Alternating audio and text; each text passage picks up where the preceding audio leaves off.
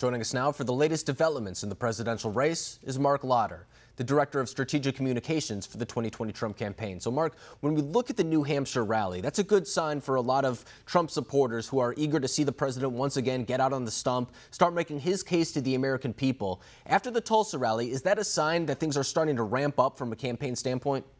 Well, Alex, they never slowed down for us. They might have slowed down a little bit Yeah. publicly, but behind the scenes, all the things that have to be done in a winning campaign continue to be done, including 7 nights a week. We're putting on online programs that are averaging over 1 million viewers per night. And in some cases, we're getting 2.5 million viewers a night. So there is a lot of work going on, but it's great for the president to be back out on the campaign trail, both in Tulsa and now in Portsmouth, New Hampshire. And of course, coming out of that Tulsa rally, if you were watching a lot of mainstream media networks, the big thing was that the stadium wasn't packed. That's what a lot of people were talking about. But then you bring up the digital arm right there, and we talk about this all the time.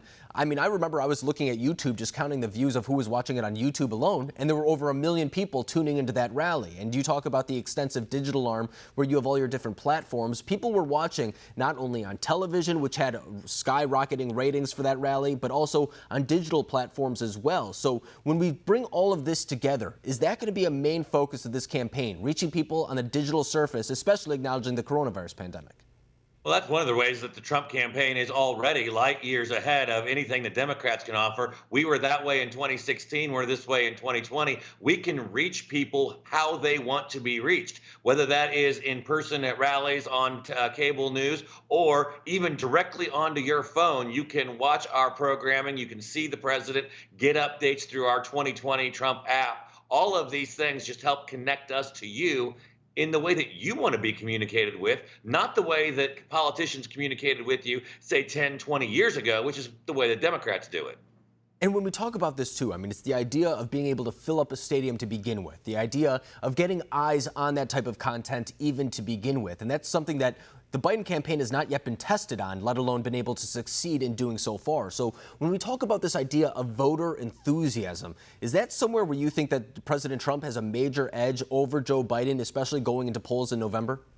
Absolutely. Even the mainstream media polls show that there is a huge enthusiasm gap between this strong support for President Trump and next to no support or no strong support for Joe Biden. In fact, in 23 of the 27 states that have voted here in primaries, President Trump has had more primary votes than any incumbent president of either party, sometimes 3 and 4 times the number of votes that Barack Obama got, George W. Bush got, or even in some cases more than Ronald Reagan even got. And this is in a primary that didn't even exist.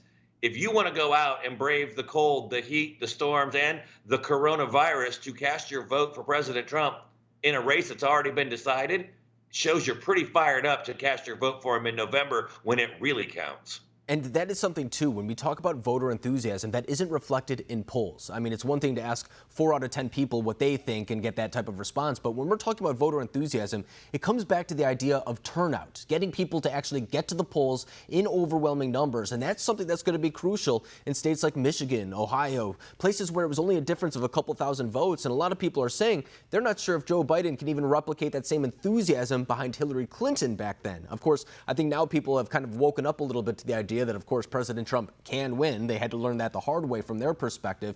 But going into November 2, what do you think the main issue is going to be for Republicans? Do you think it's going to be, once again, can President Trump be the guy who brings back this economy, or do you want to take a gamble with Joe Biden?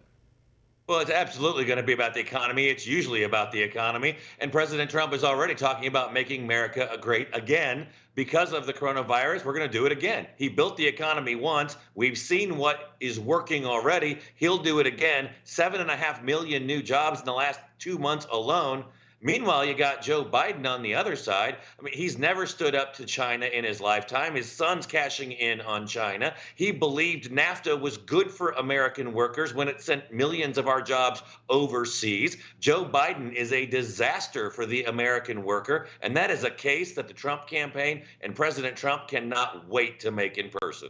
Yeah, and we highlighted Hunter Biden's ties to that Chinese company who he said he relinquished his responsibilities from, but he's still taking a 10% stake in that company as well. I'm sure we're going to hear more about Hunter Biden, but I want to read something to our viewers, too, before I let you go. Joe Biden over the weekend said, we're going to beat Donald Trump, and when we do, we won't just rebuild this nation, we'll transform it. And I think that's something that could kind of disrupt a lot of voters who may want to return back to normalcy or get some type of just consistency. I don't think if that message will necessarily resonate among voters who are looking for calmness if they want Joe Biden. But I think you're exactly right to say that if they're looking to the economy, President Trump may have the edge for a lot of those swing voters. And you already see them trying to transform it by tearing down statues, burning up our cities, and they can't even stand up to say that America is already great. They're trying to tear everything down, and that's something they're just going to have to deal with the American people. Right. I mean, in fact, to be fair, if they want to say, what does make America great again referred to as the again, I mean, I think it's only fair to ask the Biden campaign what they want to transform this country into. That's something that they should start answering as well if the media is going to be fair